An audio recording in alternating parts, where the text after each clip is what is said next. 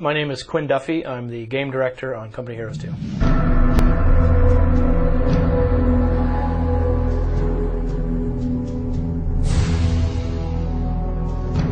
Well, we were introducing Cold Tech today in Company Heroes 2. It's sort of an offshoot of our Essence Engine 3, the brand new engine we're using to drive the development of the game. And Cold Tech deals with things like blizzard conditions, cold conditions, frozen ice, breaking ice, everything that sort of builds on the sort of mythos of the brutal cold of the Eastern Front. Well, yeah, the mission we showed today was we called it General Winter, and this is really to introduce this sort of neutral third player into the Company Heroes 2 experience. He's pervasive cold. He's blowing wind. He's was death to tens of thousands on the Eastern Front through conditions such as hypothermia and frostbite. And these are things that we're introducing into the experience. Really trying to give players an authentic cold weather experience and seeing how they adapt their gameplay styles to it.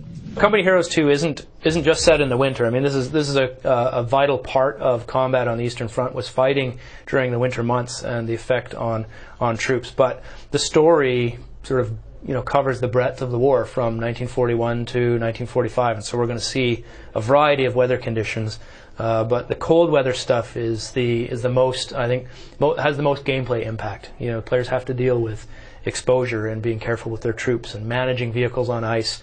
And there's a real sort of cause and effect in their decision making at the tactical level. I mean, in Company Heroes 2, you're going to encounter a number of cold weather conditions, deep snow among them. And in deep snow, troops are, they're encumbered by movement through the deep snow. It increases their travel time, which increases their exposure to the cold. And of course, in the cold weather, they can suffer from hypothermia and the other ill effects of cold weather. And members of your squad will actually fall out of the column and they can freeze to death. Well, there's a number of ways we illustrate to the player how their troops are suffering under these conditions. We've got a lot of new ambient animations, so troops will sort of rub their hands and stamp their feet and the kinds of things that as a Canadian I do almost daily. So there's that. It's part of our our research into the cold weather Eastern Front is just being from Canada. That helps. But also graphically through the user interface. The troops have a little cold weather thermometer on their tactile icon that tells you when they're going to get cold. And when that thing bottoms out, you really have to get those guys into cover as quickly as you can. We can send your combat engineers forward and sort of stage the battlefield by putting in fires. And things like fires were a vital feature of combat on the Eastern Front. You needed those things to keep warm. At the same time, they let the enemy know where you are. So you have this really life and death decision to make. Do I light a fire and keep my troops alive, or do I risk sort of exposing them to the enemy? And then coming across a campfire, an enemy campfire, or troops around a fire, by knocking that fire out, you can quickly cause combat ineffectiveness on your enemy as well. And so that becomes an interesting tactical part of using fires, staging the battlefield or denying enemy their own fires. Yeah, in Company Heroes 2, ice becomes a vital and dynamic part of the battlefield. And we were really inspired by what we saw in battles like Operation Spark outside of Leningrad, where the Soviets forced their way across the frozen Neva River. And the unfortunate thing is they're still pulling tanks out of that river that went to the bottom during that battle. We saw some of those tanks when we visited St. Petersburg last year. So, I mean, ice is, it can be destroyed. It could also refreeze, and so players are able to navigate around it at various times and in various places. So it becomes almost like a really super big bridge that can be blown out in parts, and you want to be able to trap your enemy on the ice. We're designing maps to actually use ice and to make crossing the ice a vital part of the tactical experience. So you can put mines on specific crossing points or on unexpected crossing points. You can also cover that ice with things like mortars and heavy artillery and the Katyusha rockets that you saw today barraging the German tanks coming across the ice.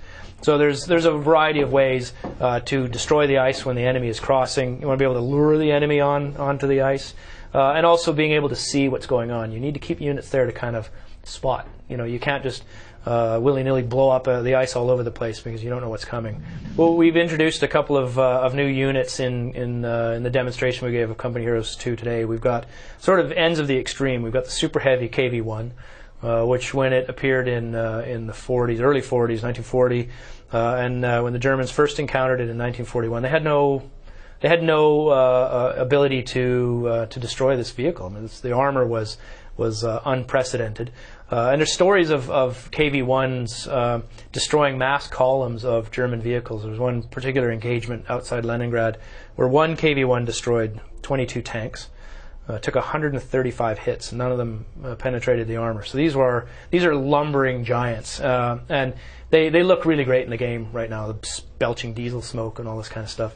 And on the other side, you've got extremely lightly armored but very, very powerful Katyushas. These are built on Soviet truck chassis. They can fire a vast barrage, 16 rockets off of their rail system, and they can cover an area of 2 to 3 football fields in just utter destruction. There's a huge psychological component to that weapon as well. They sounded terrifying to the enemy. You will definitely hear Katyushas on the battlefield, and I think when you do, we want players to have much the same reaction that their enemies did. That's kind of an oh crap moment. Yeah, big time. Yeah, there's a breadth of weapons that we're introducing on both sides. We're going to see the things that players expect, and probably a few little surprises we'll talk about later. But the Katyusha, when it was first put into combat, was considered a secret weapon. It was manned solely by the NKVD units in the army, because they were deemed to be the most politically reliable and the least likely to give these weapons up into German hands. So it was a super weapon when it was introduced. Well, we're releasing Company Heroes 2 early in 2013 on the PC.